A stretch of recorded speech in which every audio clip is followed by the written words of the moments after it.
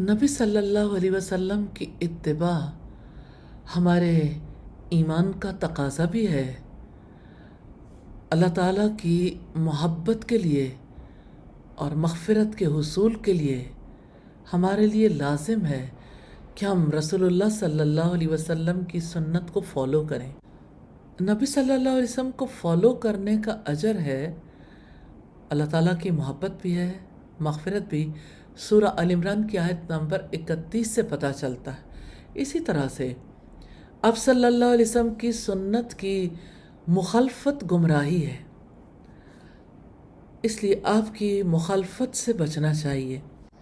صحابہ کرام اللہ کے رسول صلی اللہ علیہ وسلم کی سنت کو پا لیتے تو اپنی فکر کو، اپنی سوچ کو اہمیت نہیں دیتے تھے۔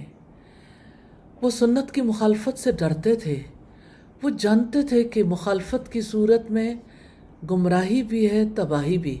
سیدنا ابو بکر صدیق رضی اللہ تعالیٰ عنہ نے فرمایا، میں کوئی ایسی چیز نہیں چھوڑ سکتا جس پر اللہ کے رسول عمل کیا کرتے تھے، کیونکہ مجھے ڈر ہے اگر میں رسول اللہ کے قول و فعل میں سے کوئی چیز بھی چھوڑ دوں گا تو گمراہ ہو جاؤں گا۔ سیدنا ابو بکر صدیق نے خلافت کے بعد پہلے خطبے میں فرمایا، ان اطعت اللہ ورسولہ فاطیعونی، اگر میں اللہ رسول کی اطاعت کروں تو تم میری اطاعت کرو، وَإِنْ عَصَيْتُ اللَّهَ وَرَسُولَهُ فَأَقِیمُونِی، اگر میں اللہ اور رسول کی نافرمانی کروں تو تم مجھے سیدھا کر دو۔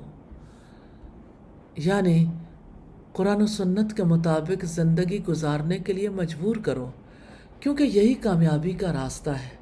باقی تمام راستے اللہ تعالیٰ کی ناراضگی کے اور جہنم کے راستے ہیں۔ اللہ تعالیٰ سے دعا ہے ہمیں نبی صلی اللہ علیہ وسلم کی سنت کو فالو کرنے کی توفیق عطا فرمائے۔ آمین ثم آمین۔